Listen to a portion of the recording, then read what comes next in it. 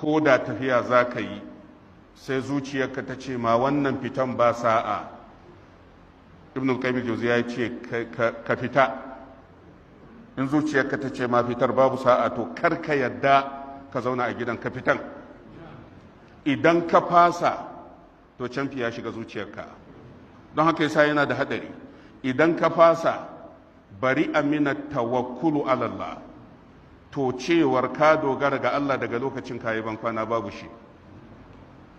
wa fataha ala nafsihi babal khawfi wa ta'alluqi bi ghayrillah, da zaran zuciyarka za ta ce wannan tafiya ba sa'a, to in ka bari to ka bude ma zuciyarka kofa katuwa da shedan zai ɗebe imaninka.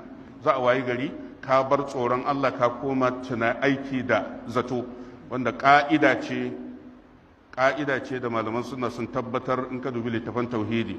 kuma ibnu